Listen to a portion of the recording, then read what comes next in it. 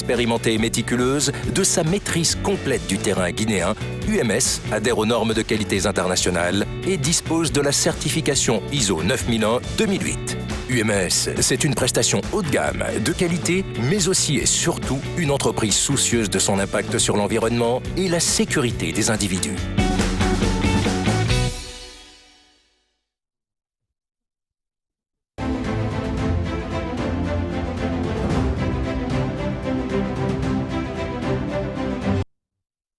Voilà, c'était donc cet écran pub. Nous sommes de retour dans votre soirée électorale. Jacques Lewaleno, nous sommes pratiquement à la fin de cette soirée électorale. Et quoi qu'il advienne, les observateurs estiment que, et c'est d'ailleurs le souhait que nous avons tous, que la Guinée survive à ces différentes querelles politiques et qu'au lendemain des résultats, que tout se passe dans la sérénité, dans la paix. Le contexte de cette présidentielle est particulier, mais ce qui reste clair et qui, bien entendu, nous laisse croire que nous ne sommes pas en train de vivre un événement extraordinaire, c'est que nous avons plusieurs fois organisé des élections dans ce pays. Il faut donc se dire qu'après tout, qu'on soit compétiteur ou pas, c'est pour la Guinée qu'on est en train de le faire. Et aujourd'hui, les institutions qui ont en charge d'organiser ces élections-là, ce sont les institutions que nous, les Guinéens, nous-mêmes, partis politiques, société civile, avons contribué à mettre en place. Ce sont des institutions qui ne nous ont pas été imposées. Le choix même d'une CENI, c'est un choix des partis politiques. Le choix de la structure, le choix de la composition, c'est le choix des partis politiques. Donc je crois qu'aujourd'hui, on doit d'abord attendre que ce travail soit fait par la CENI. Maintenant, sur le résultat qui peut être communiqué, il peut y avoir des choses à dire, mais on ne peut pas faire le travail de la CENI à sa place. Moi, c'est ce que j'ai envie de dire. Et ce qui a été fait aujourd'hui, on peut encore être, bien entendu, rattrapé lorsque, bien entendu, du côté du gouvernement et du côté des autres formations politiques, on peut continuer à dire aux Guinéens, c'est le pays qu'il faut préserver, parce que c'est ce qui est beaucoup plus important. Beaucoup de personnes avaient pensé que la Guinée allait basculer déjà en 2010, 2015, mais on a faussé tous ces pronostics-là. La Guinée peut encore sortir de cette situation haut les mains. Oui, justement, je pense que la paix, c'est dans notre culture. Culturellement, c'est un pays, quand même, quelles que soient les tensions et les enjeux, c'est un pays qui est porté vers la paix. Et je pense, comme on dit souvent, les dissensions naissent dans l'esprit des hommes, et c'est dans ce même esprit qu'on peut trouver la solution. Aujourd'hui, il faudrait que Cellou Dalein Diallo comprenne qu'il y a tout un ensemble de personnes qui s'identifient à lui. Je crois que les discours, comme on dit souvent, simplement peuvent changer une situation. Il pourrait également inviter, surtout ses militants, à la retenue et comprendre qu'on se bat pour avoir un leader. Et ce leader, c'est pour le développement. Et ce développement ne peut pas se faire dans l'instabilité. C'est seulement dans la paix que nous pouvons développer la Guinée. Et de l'autre côté aussi, tous les 12 candidats, pas que les deux, tous les 12 candidats aussi puissent inviter quand même leurs militants à la retenue, parce que, comme on dit, il n'y a pas de vainqueur ni de vaincu dans cette élection, parce que celui qui viendra, c'est pour le même peuple de Guinée. Et nous aspirons à aller vers un développement, et cela n'est possible que lorsqu'il y a la paix. Je crois qu'on arrive à un moment donné où tous les Guinéens devraient regarder dans la même direction. Il n'y a pas un Guinéen de moins ni un Guinéen de plus. Nous sommes tous des Guinéens, et ce qui est important, c'est le devenir de ce pays. Qu'est-ce qu'on va laisser à nos enfants et à nos petits-enfants et aux générations futures? Je pense qu'on ne peut pas quand même renvoyer l'image d'un pays instable. Ça ne va pas profiter à personne. Aujourd'hui, il faut qu'il y ait la paix et encore la paix, pour que nous puissions toujours maintenir ce cap, parce que tous les autres pays de la sous-région nous envient souvent pour une chose, comme le disent nos pères fondateurs, c'est pour cette paix. Merci beaucoup. Alors, pour que la paix règne au cours de ce processus, une unité a été créée à cet effet. Cette unité est commandée par le général 4 étoiles, Ibrahima Baldé. Nous partons avec cet élément. En ma qualité de commandant de l'unité spéciale de sécurisation des élections UCL, je voudrais rassurer les citoyens, les observateurs, les médias nationaux et internationaux que toutes les dispositions sécuritaires sont prises pour permettre un bon déroulement du scrutin. Je tiens à rappeler que la circulation est interdite de 6 h à 22 h ce jour de vote. Seuls les détenteurs de laissez-passer dûment délivrés par l'unité spéciale de sécurisation des élections feront exception. Aussi, j'en appelle à l'esprit de civisme de tous les citoyens pour le respect des lois et règlements permettant le bon déroulement du scrutin. Autant l'exercice des droits civiques sera préservé par l'unité spéciale de sécurisation des élections, autant l'UCL ne tolérera aucun cas d'atteinte à l'ordre public. C'est donc le général Baldé. L'UCL a un rôle à jouer pour que la paix soit maintenue durant ce processus électoral. Jacques Lewaleno. Je pense que si tout le monde, tous les acteurs impliqués dans ce processus, chacun joue son rôle, il y aura moins de problèmes. Ce qu'on demande à l'UCL, c'est la sécurisation de ces opérations. On a déjà franchi quelques étapes, la campagne électorale et puis le vote. Il reste bien entendu l'opération de compilation des résultats qui se déroule actuellement au niveau des CCI et des CEPI. Il faut donc espérer que ce travail-là soit conduit de manière assez responsable pour qu'il n'y ait pas de bavure. Parce que nous apprenons quand même des choses comme quoi les agents de l'UCL sont venus prendre par endroit des urnes pour les transporter. Je crois que ce n'est pas leur rôle ça, à ma foi. Il y a des agents des bureaux de vote qui sont commis à ça. Ce sont eux qui font le travail préliminaire et qui envoient les procès-verbaux au niveau des commissions de centralisation. Si chacun est dans son domaine, je crois il va y avoir moins de problèmes.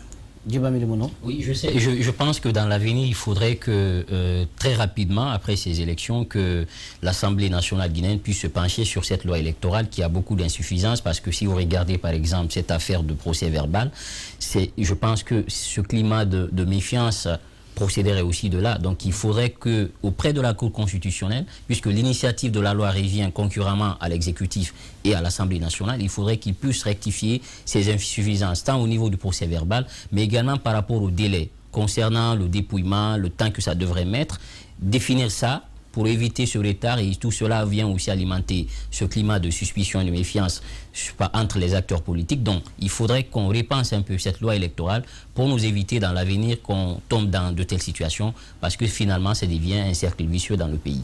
Lorsque l'on parle de paix, souvent on invite celui qui se plaît à se calmer. Aujourd'hui, tous les regards sont rivés vers l'HCLO Daniel Diallo. Mais on oublie souvent aussi de questionner les institutions qui doivent contribuer à la paix, qui doivent agir, qui doivent jouer leur rôle normalement pour que ce climat de sérénité puisse régner. Est-ce que dans ce sens, vous pensez qu'il y a encore des personnages publics dans notre pays qui peuvent mener ce travail maintenant parce qu'il est encore temps de sauver quelques meubles? Vous savez, moi, ce que j'avais commencé à dire hier à propos de la HAC, par exemple, j'ai dit, on ne peut pas continuer à s'adresser à ces institutions. Ces institutions, c'est comme si c'était des véhicules. Il y a des gens à l'intérieur. C'est à ces gens-là il faut parler. Parce qu'on peut bien faire une loi, on crée la structure d'une institution, on lui donne toutes les forces. Si à l'intérieur des hommes qui conduisent ces institutions ne sont pas assez responsables, et bien entendu, vous allez avoir une HAC, vous allez avoir une CENI, vous allez avoir un gouvernement, mais qui ne joue pas pleinement son rôle. Vous voyez, c'est aujourd'hui, on voit un gouvernement assez responsable parce qu'il y a cette déclaration. Pendant toute la période de campagne, tous les ministres, tous les directeurs, tous les secrétaires généraux étaient en campagne électorale. Ils avaient peut-être oublié qu'ils avaient une autre mission qui est, si vous voulez, celle de conduire la politique du président de la République en matière de sécurité, en matière de développement, en matière de diplomatie, etc., etc.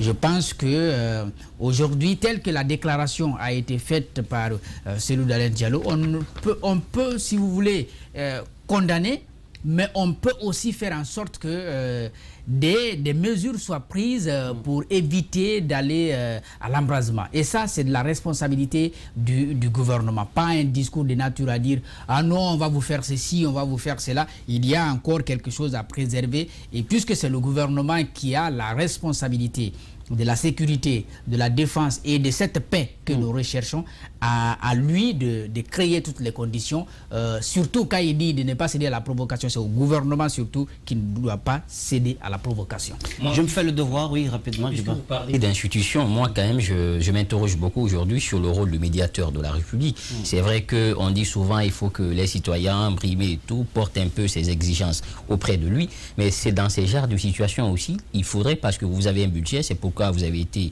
nommé, il faudrait quand même sortir de ce carcan et se lancer dans la nage pour trouver une solution à ce genre de situation. N'oubliez pas ce que Djeriba Diaby avait dit sur ce plateau pour dire que tous ceux qui sont en face comme interlocuteurs, beaucoup aujourd'hui avec le temps se sont décrédibilisés. Donc il y a aussi cette question de rempart qui se pose avec acuité. D'où cette question de se dire que si nous ne mettons pas en place des institutions fortes, eh bien c'est l'institution la plus forte qui s'impose. La communauté internationale a réagi à ce qui se passe dans le pays. Je me fais le devoir de vous lire ce communiqué de presse. La communauté économique des États de l'Afrique de l'Ouest, l'Union africaine et les Nations unies appellent au calme et à la retenue avant la proclamation officielle des résultats du scrutin présidentiel du 18 octobre 2020 en République de Guinée.